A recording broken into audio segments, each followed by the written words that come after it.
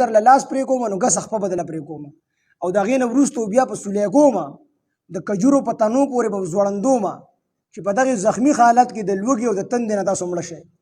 دا قسمه دمکې ورله ورکړلې. خو چې کله جادوګر د حضرت موسی علیه السلام معجزه ولیدله نو چې کله یو عاقل کس وي او دی پوهه وي او د الله تعالی حق ښکاره کړي نو دی بیا د چا پروا بیا نه کوي.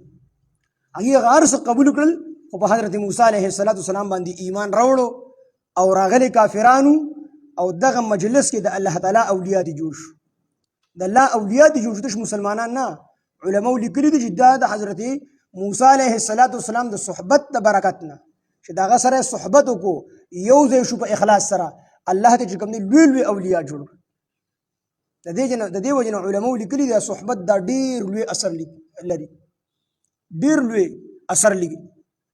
مولانا رومي رحمه الله هغه یو شعر ویلی دی او شعر کې ویلي دي چې د اولیاء سره یو صحبت دا د 100 کالو د بیریا عبادت نه زیات غوره دی.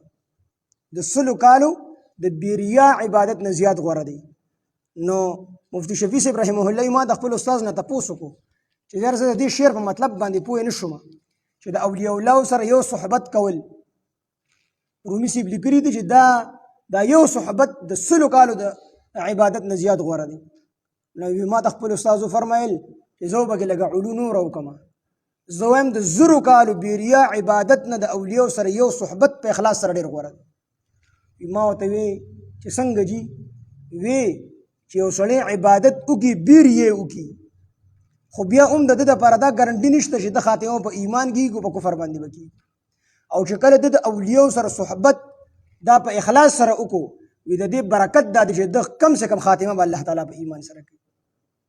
صحابو کې لوی لوی مفتیان معاذ بن جبل رضی الله عنه سره په ورځ د قیامت ته علماو جنډي خو معاذ رضی الله عنه ته څوک مفتی او عالم نه وي ځکه د عالم او د مفتی درجه ډېره کمه ده.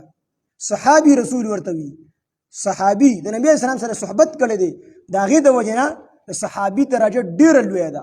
مونږ وایو یو کس د ایمان په حالت کې یو پیره رسول الله مبارک صلی الله علیه وسلم لیدلی دی، یو پیره لیدلی دی، یو منټه یو سیکنډ صحبت یې ورسره کړی دی. مونږ وایو د ټولې دنیا اولیاء اقطابو او غوثونه څومره لوی لوی اولیاء چې دا ټول د هغه د خپو خور ته نشي رسېدلی، دومره لویه درجه ده. وي دا ولې وي دا صحبت رسول الله صلی الله علیه وسلم سره کړی دی، دومره لوی اثر لري. حکیم اختر صاحب یو مثال لیکلی دی، هغه وایي ګورې یو سړي سره 2 لکه روپۍ پرتې دي، 2 لکه روپۍ پرتې دي او په دې 2 لکو روپو باندې مثال په طور یو سړی خپل زکات دا د روژې په لومبۍ ورځ باندې وباسي. 2 لکه روپۍ دي ورسره په دې 2 لکو روپو باندې غونډ کال تېر شو او د روژې په ورځ لومبۍ ورځ باندې دې زکات وباسي. د روژې نه یو ورځ مخکې د سره 50,000 روپۍ نورې رالې نو چې کله نورې پیسې ورسره رالې که نه د سره خو نورې مخې ته 2 لکه روپۍ پرتې دي که نه صاحب نصاب خو دی که نه نو دغې روپو صرف یو ورځ ورسره تېره کړه د نورو روپو سره. خو د دې نورو روپو په برکت سره په صحبت سره دا 50,000 روپۍ هم ځوانې شوې. څه مطلب و چې د 2 لکو نه زکات ورکوي نو په دې خو غونډ کال تېر شوي زکات یې ورکوي که نه خو دا 50,000 ولې ورکوي وي دا د دغې پیسو د مرګستیا د وجې نه چې کوم د 50,000 روپو زکات ورکوي. نو هغه وی اولیاء لوی لوی قربانۍ مجاهدي کړي دي او چې ته ورسره میلاو شوې صحبت ته ورسره وکړو نو د هغه صحبت ته وجې به الله تعالی هم لوی مقام درکړي. نو د دې وجې نه دلته کې د جادوګرو صحبت دا د حضرت موسی علیه السلام سره په صدق باندې وکړو الله تعالی ورته ایمان نصیب. او ګوره دا اوبه مونږ راوالو اوبه د برج د وورې سره صحبت ته ووسو هلته د الله تعالی وره جوړه کړي دغه ور راوالو او دا وره بیا د اوبو سره صحبت وکړي نو بیا د اوبه جوړې شي. نو هر سړی دا د بل سړي چې کوم دی رنګ خامخا نیسي چې کوم پې غالب شي. نو دلته کې موسی علیه السلام د جادوګرو یو خدا چې ادب یې وکړو، دویم دا په صدق او اخلاص سره چې کوم دی صحبت وکړو الله تعالی ورته ایمان نصیب کړو.